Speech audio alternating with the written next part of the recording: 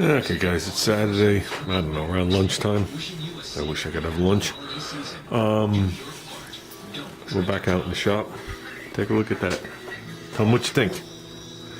Now, I just threw them on there quickly with some tape. I just dug them out of my pile over there. Excellent suggestion. I was thinking of hanging, filter material.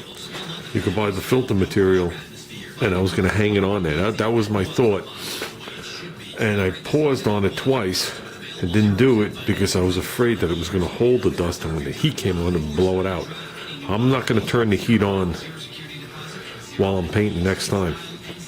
But that's not why they're there. Okay, the suggestion was made. We'll talk about that in a minute. I know real filters have like a gooiness for the inside of your booth. Okay. So the suggestion was made that where he worked, the boss would hang the tack rags over the inlets from the hot air heat to trap the dust, which is an awesome idea because I could see right through them. Even though they're doubled or whatever they are, I don't even know. I just dug them out of my pile that was sitting in the plastic over there. Those were the ones I was using to wipe off the plastic, not the car. They're still very tacky. I also put a deflector on this thing. I don't know if anybody noticed about the videos. There was a deflector keeping it, because the car was tight against it, and I didn't want to just burn in the paint right there over and over and over. So I had thrown a deflector on there. I don't have another one to do this, but I think I am going to do this. I'll just go buy a box of ones from the Home Depot, and I'll do this nicer. This was just here. I don't even know where all my thumbtacks went. Obviously, we're going to clean here. We're going to re-plastic. We're going to do everything to make it nice. But why I have them on there now is, and it could have been part of my problem, Junior's gotten into woodworking. So this right here is obviously the foundation of my house. This is how high up my basement is. My basement's 4 feet out of the ground. Being it's a split level house, my basement isn't like buried in the ground with these little tiny windows. That's why I'm blessed with such a high foundation, and that's why from the foundation up there went another 8 feet up. Okay, and that's why I got a 12-foot ceiling in here plus an attic. It's just the way the house was configured. I didn't realize that when I bought it that it would be a blessing to help me put a lift in the garage or whatever it is. But I'm going to do these, and I'm going to do this one, and try and catch some of the fine particles from him doing his woodworking. That's what I'm going to try and do. Yes, the flag has come down. I just got to get up there. I don't know if I'm just going to reach up there and just pull it down. I'm sure it's just held in with 2 staples. Okay. Close your eyes. Oh, a little late for that one. Yeah. Oh, there you go. Heat coming out. Sure that'll dry out eventually. But yeah, there's the dust maker. There's the front side. And look at the back side. So that's down. I don't think it was held up with staples. So, okay. I don't want to throw it out. I want to wash it or use it. It was one of my favorite flags a long time ago. Okay, guys. Okay, I was asked a question by Ruben about this run. See a little run right there? Like I said, we still haven't finished in here, and that's just wet. That run is in the base coat. Okay, so you got to be very, very, very careful when you wet sand. Okay, because if I break into the base coat, we got problems. So to me, you could see the majority of it's gone. There's just a little bit there.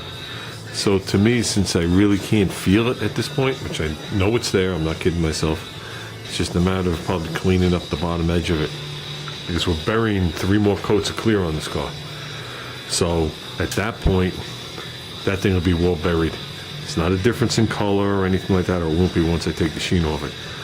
If I go over it again and I break through and that base coat is higher than the clear coat, then we got problems.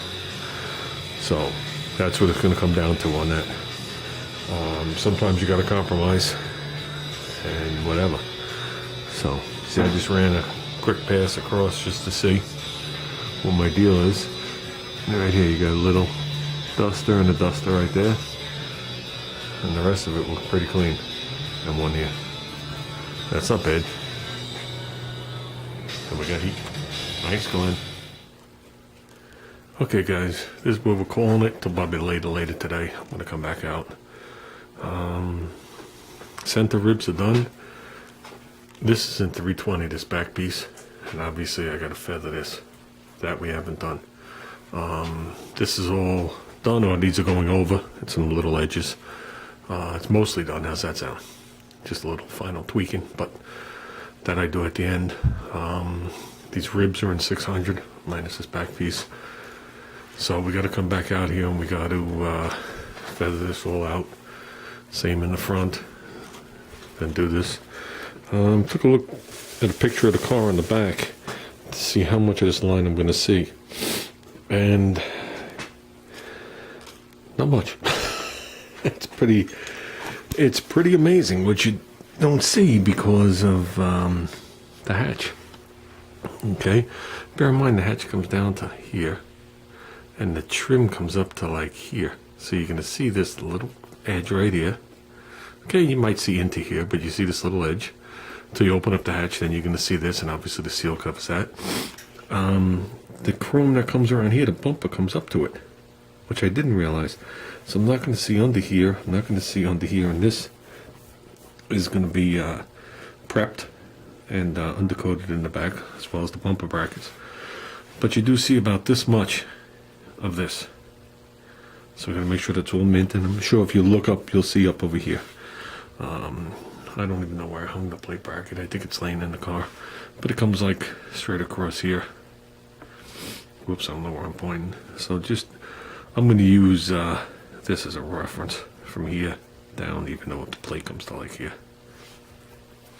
So that's amazing. I definitely picked a good spot. These two look like imperfections. There's tape here. Same with that right there. Nothing to worry about. Actually, these have to be sanded out. I think these are spot welds. This is tape. And then the alignment pin comes here, and we still got to come in here and get all these. But this is all wet. I think I did that. So, with that said, not sure what they were going to paint. They're talking about some record lows for New Year's Eve or New Year's Day. So, we're just going to follow the weather, guys. I'm not looking for a 50-degree day because it's not coming, but 12 degrees and 5 degrees and 0 degrees would be really stupid at this point. So, worst comes to worst, we just get it ready and put plastic over it and wait. And that'll give me time to just do other things here. So I got plenty to do on this car.